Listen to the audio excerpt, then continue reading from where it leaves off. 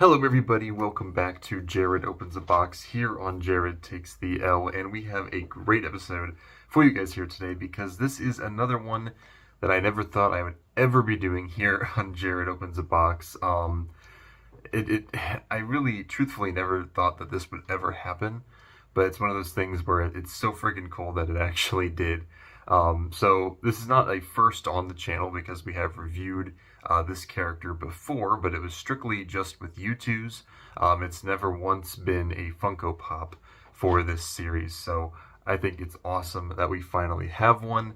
Of course, you've already seen the title, so you already know exactly who we're taking a look at today, so I won't delay any longer. We are, of course, talking about Banjo-Kazooie. And yes, this is the only Banjo-Kazooie Pop that Funko ended up making.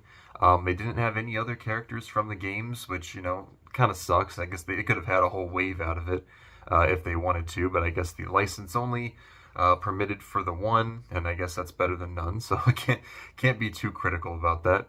But yeah, Banjo-Kazooie Funko Pop, crazy. Really didn't see this coming. We kind of had our first, this was following the game cover. They had a Funko Pop game cover for Banjo-Kazooie that was exclusive to GameStop. That actually came first. That came out like a month or so before this one did. And that was crazy because I had no idea that one was coming either. And this is so freaking cool. I can't believe we finally have a Banjo-Kazooie Pop. It honestly took so long. I'm just so surprised. But then again, Banjo-Kazooie has had a little bit of a resurgence over the years with his appearance in Smash Bros. And, with the U2's collection. Now, Funko, maybe, just maybe, we'll get a new Banjo-Kazooie game. I think that would be fantastic. I don't really know who exactly owns the rights to him at the moment. It's Microsoft, Rare. I think Microsoft owns Rare, so Microsoft should have the rights to Banjo-Kazooie, but who knows? Somehow, in some convoluted way, maybe like Sony owns him somehow. I don't even know. But here we are, Banjo-Kazooie Pop Games number 981. The box looks phenomenal. I love how the number is inside one of the little puzzle pieces, the jiggies, I think is what they're called. Okay, yeah, it looks like it is Microsoft, Xbox Game Studios, and Rare, so it's both of them. So come on, where's the? Why can't we get a new game? It'd be so freaking cool if we could get a new one. Crash Bandicoot got one a couple years ago. Spyro had his trilogy, and there's rumors for a new one for him. So maybe we can get Banjo in on the hype train. It doesn't look like there's any secrets or anything. I've been noticing some of the pops, some of the newer pops have had like little secrets and stuff that I forget to mention in the videos, like actually inside the boxes. Like there was the Garfield ones. I think we actually did point that out. Summer pointed that out in that video, but there was been a couple that I've actually been missing. So I'm trying to be better about that.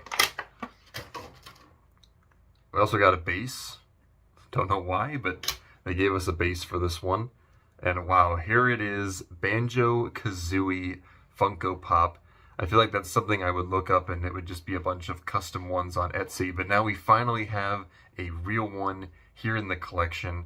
And this is actually incredibly well done. I think Funko absolutely nailed this. They got pretty much all the design details down. They even got the little shark tooth necklace here.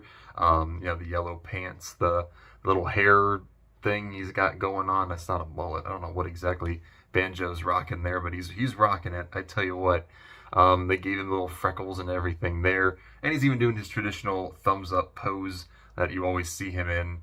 They did not do that for the U2's figure, but I think he's done that in pretty much everything else that I've seen him in, with the basic thumbs up. And of course, Kazooie is there as well. Also pretty well detailed. She is, of course, hanging out in Banjo's backpack, just like she does in the games. And also the backpack has the Rare logo, which I think is kind of funny. I love that detail right there. And yeah, a lot of details even on the back. You see the fur actually kind of being textured there. So Funko went all out with this one. They definitely wanted to show, that they can make some pretty great figures when they are given the task. And Banjo-Kazooie, oh, this one is truly phenomenal. I feel like I almost feel like this one deserves like a 10 out of 10. Truthfully, I don't see any flaws with this, in all honesty. Like, there's nothing about this figure that I feel like I would have changed. he translated so well into a Funko Pop. Like, it's actually insane how easily this worked. And it makes me wonder, like, what took them so long, you know, to get this one made. But this one, truly a phenomenal figure. I loved all the designs on it. And hey, who knows, maybe we'll get some of these other, you know, video game characters that have been kind of neglected, you know, by Funko. Maybe we'll get some for from Doom. That would be cool.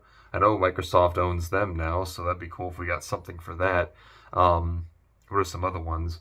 Well, I don't know. Actually, they've been kind of doing... I would love to see some more stuff for, like, Street Fighter, but that's Capcom. That has nothing to do with Microsoft. But nonetheless, Banjo-Kazooie, this one, definitely I'm giving it a 10 out of 10. I absolutely love this, and I'm so glad we have it in the collection. And who knows, maybe we'll get a full wave down the line like we did with some of the other games like Crash Bandicoot. But I'm content with just having Banjo for now. And yeah, this is an incredibly shorter episode of Jared Opens a Box. I guess I kind of tried to make it a little bit longer since usually these do go for a bit, but it's really just the one figure. But I thought he'd be able to carry this episode on his own because of how, you know, out of nowhere this was.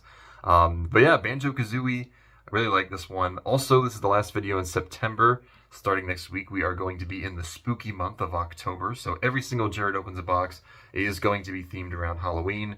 Our first one is right there. There's your little teaser. Summer is going to be joining me for that one. Probably the majority of them, except for maybe one. There might be one that she won't.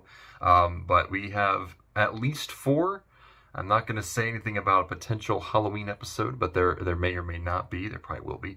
But there's Banjo-Kazooie. Thank you guys so much for watching. Let me know down below what you guys think of this amazing Funko Pop down below.